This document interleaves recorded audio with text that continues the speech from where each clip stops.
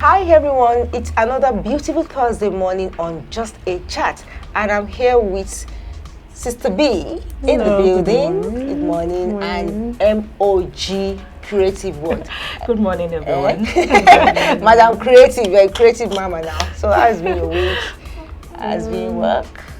Beautiful. Busy, beautiful. Busy and beautiful. Yes, like you don't look like what you go through. Thank God for makeup. Thank God for people that invented makeup. For we you maybe you can also try using makeup. I was saying something that thank God for makeup. That makeup, by the time we apply makeups, all the stress on our face will be showing. And you just go away. All these fine faces now, they don't know what. Maybe all through the night, they sleep.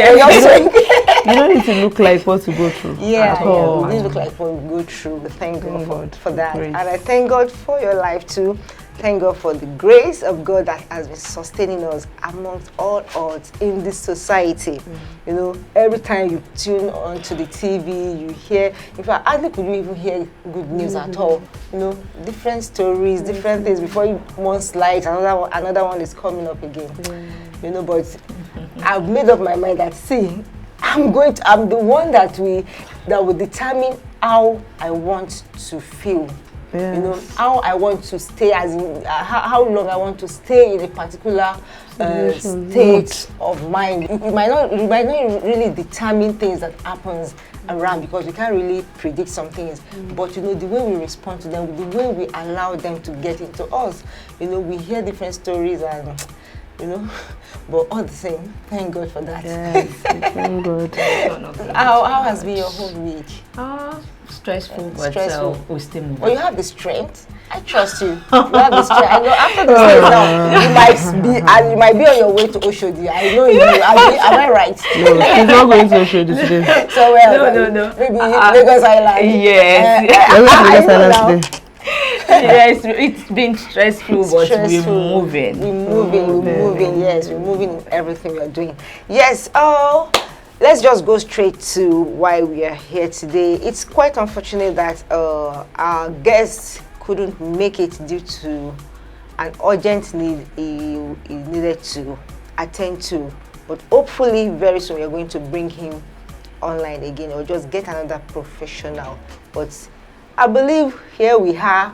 We know our onions. We know what we talk about. We know about what we're doing, and at least in our own little experiences around, we can still talk about the mental health of a child.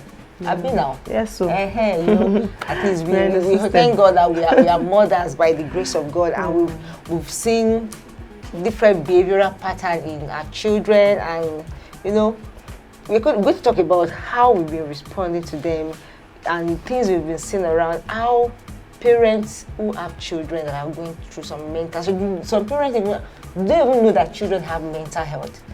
So some parents don't even, in fact, some adults don't even understand what is mental health. You understand? It's just maybe recently that, you know, the awareness is just coming up that people are talking about mental health. People always think that, okay, mental health is somebody that's going insane. You know, it's not about that. But in my course of study about as in being a professional mental health specialist, I got to know that, in fact, more than average Nigerians have mental health challenges. Yes.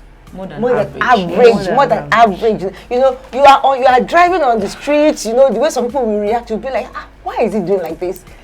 Is he okay? But something has been happening to him. Maybe he's depressed from home, he's going through some anxiety problems, doesn't have a job, maybe his wife had nagging, maybe his boss at work, you know, different things, maybe health issue that has really affected them. So a lot of adults are going through that. But children, do they go through mental health? Yes. Mental health of a child. Like from research, mental health of a child, it could be maybe like a complete well-being of a child, you know, in an environment maybe that it's complete well-being of a child and optimal development of a child in an emotional, behavioral, social, and cognitive environment.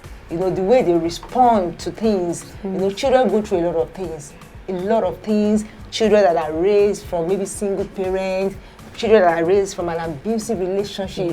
You know, we are always concerned about, we adults, we are always concerned about things that we go through, but we don't know the effect on these children. So I think they are also going through their own mental, even though their home might be different from adults' home, but they go through it. And a lot of parents don't really understand it. Or what do you feel?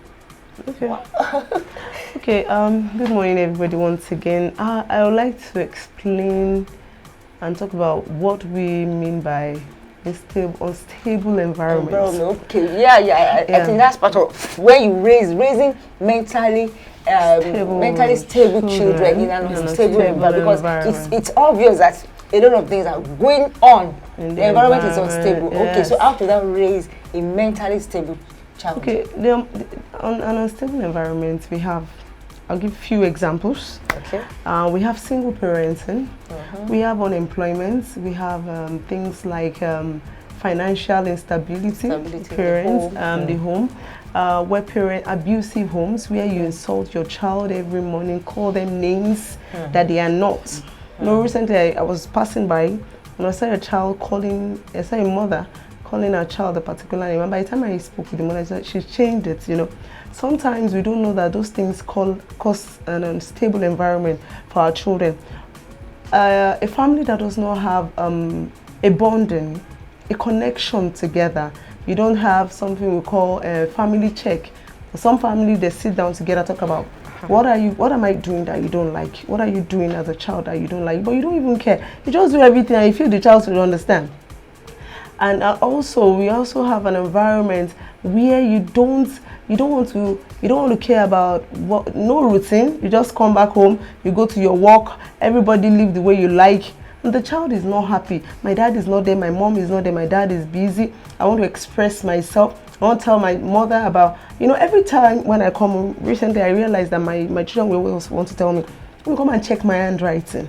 They want to know if they are improving. They want to know if they are ruling well. They want to know if they are writing well. But the parent that is too busy to even listen, the child will grow up to feel, I'm not loved, or I'm not living in a lovable environment.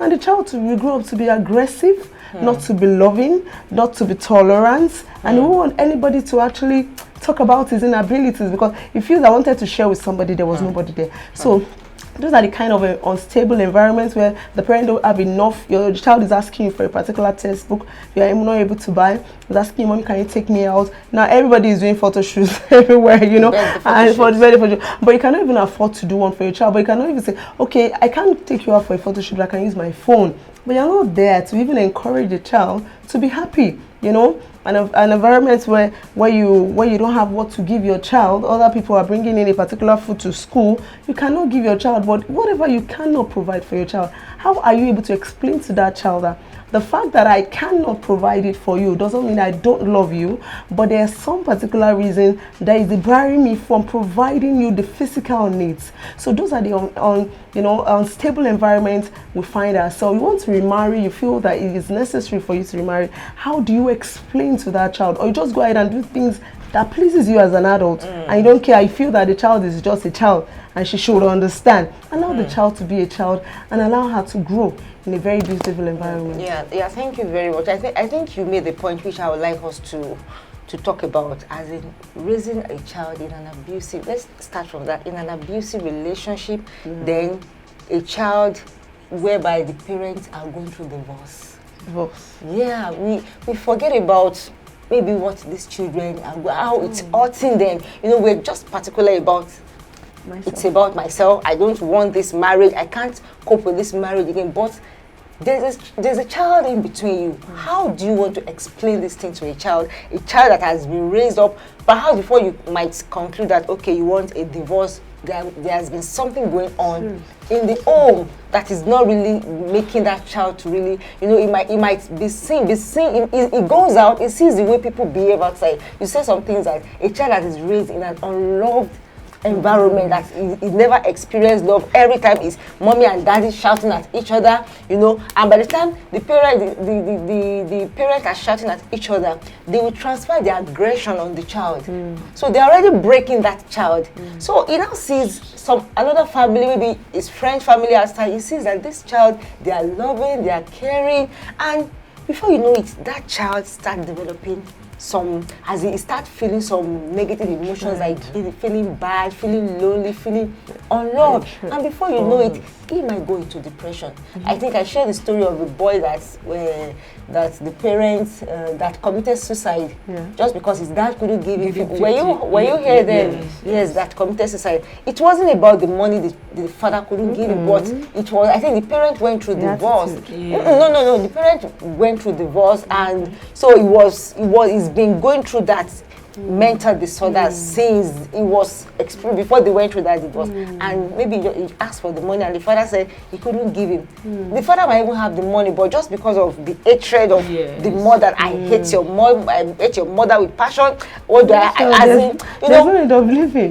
So they'll just feel like, okay, this will just pack on stay. So you know, we often ignore that okay, you are going through divorce, you are going through you are going through an abusive relationship. How do you want this child to understand? How do you want, is it even possible to raise a mentally stable child in that kind of environment whereby maybe it's always about abuse, domestic violence every now and then? Is it possible to raise a mentally stable child in that kind of environment? The answer is a capital letter no. Honestly, it's capital letter no. Because I want to give my own experience. Okay. When we were growing up, there is this particular song that whenever my dad plays, anytime my dad comes back home and he plays that particular song, we know that there's trouble in the house. Honestly, and we will all feel bad. As in, this trouble have not started, but we all know where it's going to end. And this thing continued happening, and there was a day that I don't know why I said that. I said, God, I don't pray for a husband like my dad. My dad was a very good father, as in father. But when it comes to good husband, no. And that really affected us, as in, it really affected us. Even now, sometimes I was like, how did I come out of this such kind of union environment? Honestly, none of our parents helped us out. I don't know how. Maybe it's been God's grace how we has escaped through survive in that environment, that kind of environment. If as in some other days when we are talking about this, I want to share with people and how children feels when that's what we're talking about. Let us know how that is what, so that parents can really understand how their children are feeling, because this is going to help them when you're having an argument or you're having issue with your wife. You won't consider your partner alone. You will consider the effect of that thing on your child. Yes. So I think it's like a kind of you made mention of something the other time that your father is a very good bad. Is it? I can't see. As in, there's nothing. It doesn't really correlate. How can you be a good father without being a good husband? You're supposed to be a good husband first. You're supposed to be a good wife first, because the two of you came together. You met first before those children come in. And very soon, very soon, which is the reality, those children are going to leave you. One day, sorry, I want to share your story, but I just want to, I want to expatiate on this so that we know that this is a real problem and it has effect. Thank God we have a practical experience here that you're going to talk about. But I want parents to really understand that this thing really affects children. It affects them. You can't be a good father, a good mother without being a good partner first to your husband. Because number one, we said something on this platform some weeks ago that we are the mirror these children look up to. We are the first model. Before they say they want to go and have mentor outside, they look up to us. They see how daddy and mommy behave. They see the things that happens between them. I think there was a time I was discussing with my husband. No, is it with my husband? I was hearing someone was talking about their parents that they've never seen their daddy and their mommy fight before. And the mom was like, you don't understand. You know, say, no, they were just doing all this lovey-dovey and stuff like. He said, you don't understand. We do fight, but we've never made it As in, we never did it in your presence. We knew how to fight and fight behind the wall. Where you don't even understand. When they come out again, everything still goes normal. So they have that picture that mommy and daddy, they give us a good template that, okay, this is how, but that could be wrong again because they might think, oh, that's how life everything should be rosy. Yes. Sometimes spark yourself, but no, just try and do it cautiously. You know, let them know that, okay, at least you have some argument, but you know, when it comes to serious issues, serious arguments, I think partners should be able to control themselves to deal with it inside so that the children will not be affected by it. So I think you need to talk about it. Let's talk about it. The effect on you. Talk about your experience. Fine, me, I never really had that issue. It was another form of experience I had concerning my parents, growing up, things I didn't like that I never wished to do it in my own marriage. That didn't really work for me. Though when you are maybe from your mother's side really she introduced you to more of our own family without the husband, and you don't feel everything is just about your mom, you understand. So I think there is need to have a balance between, so that you don't just turn your child against your husband. You understand. So I think there is need for balance. But let's talk about you growing up in that kind of environment. How were you able to survive, and how did it really affect you mentally, or did it? To me, like I said earlier, I cannot explain how I escaped, the effect. But I wouldn't know if my other siblings are, the effect is really hitting them hard now in their homes. I wouldn't know. Then when my father, it got to a stage. Whenever my father, like I said, my father was a very, very, very good father, a very caring father. Even when my mom and my dad, start their fights, our food still, has always been intact, our school fees and all that. But this wife-husband issue, anytime my father starts, do you know the effects then when we were small? We always feel ashamed of them, and even in the environment, because people hears their voices, and it's as if some people are like, what is it? You understand that they will even say it. You will see it in their expression, and so it got to a stage our second born is late now. He stood up one day and faced my dad.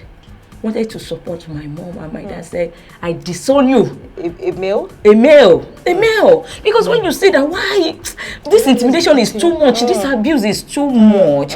Any little thing you hear, you nag, and we will I would be telling my mom just to keep calm, don't say anything. But my dad, nobody supported your dad. Nobody. But you can't come out and But we people in the environment see it as if irresponsible family, or I would call it father, and we. Sometimes our firstborn will tell my dad that, do you know we are growing up, and people see the way people see us, that respect will not be there. We wash our dirt in the outside every time. My dad cannot manage situation quietly. Shout, even tell my mom to go out. You are not sleeping in this house. Go to your parents' house and all that. That my mom will have to go and get some people that can talk to my dad, even despite the fact that it was my dad that was at fault. And we are now seeing it as, is it normal thing? Is that how fathers behave because they are the head of the house? You understand? But when we also look out, we see some father that doesn't. Some stable homes. It's not that we are our problem is not finance, but our own is, will I call it abuse? Because my dad is always nagging, wanted to fight my mom, I really don't want to really go. So how were you really able to?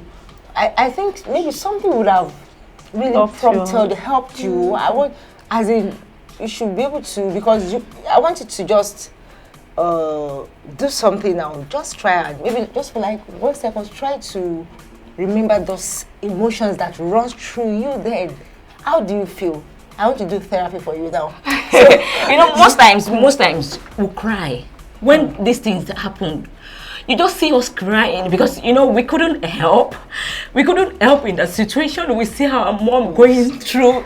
You understand? We see our mom going through pain. We see that she's going through what she doesn't deserve, and my dad doesn't say it that way. And there's no way we cannot help. And people around my mom. It's as if my mom have determined that he won't go back to his house because. Some parents now, I don't think they can stay. They can cope with what my dad did to my mom, and they won't move their things out. But before you know it, my mom will still stay. When my dad sent my mom out, my mom will be staying outside. Sometimes you go and sleep in somebody's house overnight for someone to come and talk to my dad before my dad will accept her back. And we will be like, "What can you share?" It's okay. I feel like giving you a hug now. Anytime, thank you. Anytime you can even see, even now my dad is late, my mom is still alive. Things are good. My mom is enjoying alive. But whenever I think about that, I felt that pain. Yeah. You understand? I felt that pain. Honestly, my dad was a very good father. He comes to your school, he moves closer to you, he wants to know how you're feeling, he wants you to be happy. But when it comes to but just the fact that I didn't show that love to your mom, and it's affecting us. It doesn't make him a complete man. But he doesn't know that. No. It doesn't make him a complete man. Our story looks just the same, just the same. But so I don't mean to make you go. I don't like talking about it. I don't mean. I don't mean to make you people go. So, we as adults, as mothers now, we were once a child. Sure. And what we're talking about is real, is practical. So imagine. An experience of over 20 years. Over 20. Now, that's why I said I wanted to do therapy. If you had come for therapy now, I would have done this kind of therapy for you, whereby I would take you back to your experience in years back. Because fine, your father might have been late, but a part of you still feel the pain of what it caused to your mom then. So whether you accept it or not, I don't know, you might still not not have forgiven him. And as in, wait. I don't know if you have been healed. I love my dad we talk about healing. That's the inner child. You talk about healing inner child. That's just the irony of it. You still get. Sorry. Our story looks the same. One thing I told myself growing up, and I say it, that even if somebody comes to me today, one of the things I used to do myself is, if somebody comes to me today and said, your father said I should kill you, I said, I will still love my father. That was one thing that made me love my father, because to collect money from my father, we have to pray and sow a seed. It was that bad. My daddy will tell you he doesn't have money. If you check under his pillow, you see money. So why did you still love him? I think there's this attachment. My mom, yes, like she said, my mom never made us hate our parents and my father. Let me highlight that point. Please, no matter what issue you have with your husband, no matter what you are going through, as a husband, as a wife, never allow your child to hate your partner, to hate your spouse.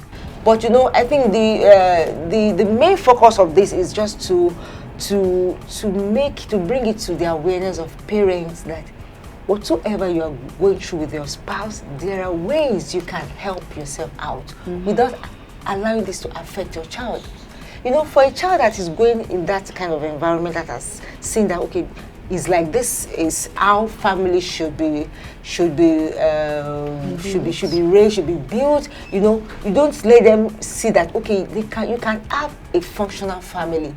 You know, I think I wrote an article some time ago about building a functional family, in something like that. You know, as a functional family is a family whereby, you know, it should be a kind of having of safety where even if you've gone through some challenges outside, the world will challenge you. The world will show you other side of it. The world will show you negative side of life. But the family should be a safe haven whereby you can run to. It shouldn't be maybe coming from something chasing you from outside and you come home again, it's another problem.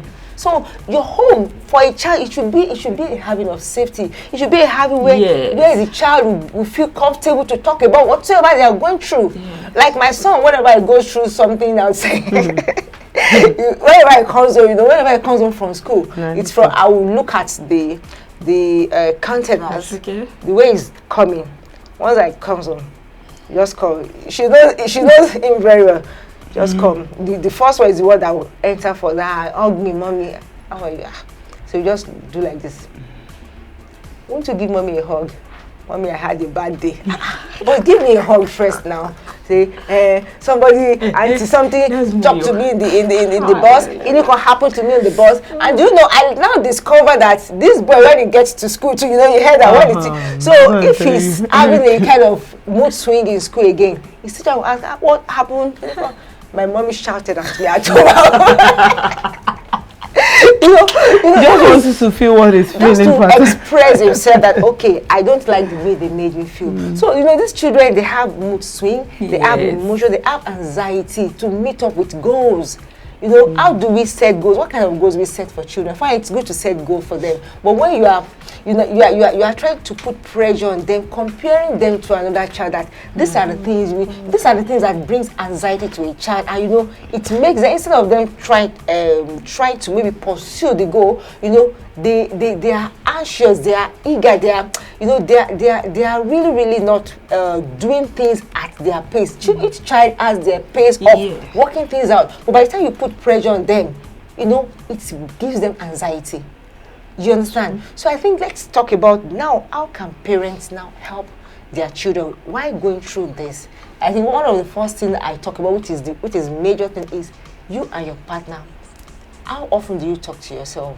Whenever you're having an argument, how do you solve? How do you handle situation? How do you manage situation? I can't say that it's not possible, you know. I can't say it's not possible for partner to have challenges, to have issues with each other. You know, we have things. But how do you solve this? Do you do it in the presence of your children? And maybe if you mistakenly do it, how do you try to correct this mistake? Do you call your partner names? Do you ridicule your partner before your children? You understand? These are the things that makes these children, they won't feel happy. You know, by the time you are calling their mother names, you are abusing the mother, you are doing a lot of things, you know. The child will think that is the normal way I deserve to be treated when I grow up. You understand? That is the normal, and that's why some mothers, they try to paint men as evil. And it affects them, that they feel like, okay, I think all men are the same. All men are like my father. So like you, let me ask you, how were you able to now, I think you talked to us about the story of how you met your husband and, you know, you fell in love at first sight. But you say that was your first love. How did that affect you in making a choice, in seeing men generally? Honestly, you know, I said unconsciously, I had a prayer. Okay, you prayed about it. I prayed about it. I said, God, I don't want this kind of man as an husband. That no, my dad, no, I don't. God, please help me. Don't give me this kind of man as my husband. And really, God helped me in that area. He answered that prayer. So my husband and my dad, they are not opposite. Yes, they are. So maybe that's God wants to heal me through that. Through your husband. Yeah, through my husband. So he brought such person to my life to heal me. Because had it been, it had been somebody like my dad, it wouldn't have been. I think you might have even seen the traces But you know, they don't even grow up to become like that. Your dad, it might not, perhaps when you know, we fall in love. While falling in love, we don't see all these traces. You know, it might, some might be there, some might be from childhood trauma that, you know, it grew up to. Some might be due to some challenges that, you know, some family traditions. No, it could be family tradition. Okay, this is the way, perhaps that's the way his own to dictate for you. To dictate for you. If that is the case, I wish we have a man here to balance it. You know, we have some women too that their son cannot, we always say, I can never marry somebody like my mom. Because I'm here for balancing, you know, as it is from the male angle, so it is from the female angle. There's some men like that. We say, I can't marry somebody like my mom. She's not respecting, she's bossy, she's not caring, she's not even laying a good example. Yes, that children like that. So now let's see. So what I was saying, it starts from the parents. Parents need to help themselves and talk about things before your child. Talk to them, show them love, show them that, okay, I want you to marry somebody like, even if not like me, it might be better, but at least somebody that is caring for your mother like me, that is caring for you, that is responsible like me. So until you can say that as a father, then you are still a work in progress. So if you see that there are some things that maybe some traces of this abuse in your home, number one thing, like I said, talk to yourself. Then number two, seek for help. Seek for help, because there are some things that you might not be able to do yourself. That's where professionals are there, because a child that is broken now is going to grow up to be a broken adult. And before that child, that's where, you know, we talk about the healing. If the inner child, if that child is not healed, you grow up to even do worse thing than what you did to his own spouse. So now let's hear from you now. So what do you think parents can do to help these children grow up, even though situations around are not really encouraging? How can parents help them? You know, assuming we are addressing children, now we can really, you know, talk to children that this is how. But I believe we can have teenagers that might even stumble on this video. How you can help yourself as a grown-up child in this situation. I think you help us talk about that. Then you talk about how parents too can help, because everything still boils down to parents. So let me hear your own. Okay. I think we are going to wrap up on that note. As a child, you know, there's this adage in Yoruba that said, if you're giving birth, you will birth yourself. As a child, I feel that if situations are happening and you don't really like it, you have to talk to yourself. Like I said, I made up my mind. No matter what my father does for me, I will still love him. So you have a place of talking to yourself. And if there are things you feel you can read, then God really helped me. I cannot rule out the place of God. God was really there to help me. Thank God for people, like you said, helps, mentor, you know, reading books, going for programs. So when you hear positive, make sure you hear positive things, listen to positive things. It actually change your mind. Let your mindset be positive about your parents. It will really help you. Thank you very much. Okay, let me hear the whole final word on this. Yes, I would want to advise parents that find themselves in such situation, one, to help themselves, seek help, like what you said. Seek help so that they can create a stable environment for these children. And also, they should always put the children into consideration, because I see that my dad, my parent, didn't put us into consideration. They didn't see that. Yes. They might be doing it ignorantly, but I see. So parents should please always consider, before you take a step in your home, in your environment, consider your child. Consider your child. Consider your child. Yes. Put your child into consideration. That if I take this step, will it affect this child positively or negatively? And if it will be negative, retrace your step. We strategize. Well, on that note, I think I'm going to, our time is up, but I want to balance this. You know, I've read stories of a lot of women that were enduring abusive relationship because of their children. My mom. Yeah, she always say that. Because of their children, you endure an abusive relationship because of a child. Yes. I think in that situation, if you find yourself in that situation that, okay, you've sought for help, you've tried to make things work with your parent, with your partner, and things are not really working. I don't support abusive relationship. I don't support it. I think the two of you, like you said, that they should put their children into consideration. Even if you are going to separate or you are going to get a divorce, talk to yourself as husband and wife that how do we now help these children? Fine, we are not compatible. Fine, we can't do this together again. But these children, how can we help them? How can we make them understand this? Yes, how can we make them understand this? And I believe if you can't do that by yourself or do that alone, mental health counselors are there, as in professionals are there that can really help you talk to your child. They can bring the three of you together and explain to that child and make that child understand. And they are going to give you some care tips that will help that child to grow. So whether to grow, maybe it's going to stay with the husband or with the wife, they are going to give you some guidance, some things that will help that child to be a better, to grow to be a better adult. Because if you ignore that aspect, if you don't undo it properly, that child is going to grow up broken, like I said. So please, as parents going through some challenging situation and you have kids already there, please consider your children. Consider your children, consider your children, because they are going to grow up to become somebody's partner in the future. And if they don't have a good environment, or if they don't have a good foundation right now, as in the Bible says, when the foundation is faulty, what kind of righteousness? Yes, if the foundation of the family is faulty, what will the child grow up to be? Who will the child grow up to be?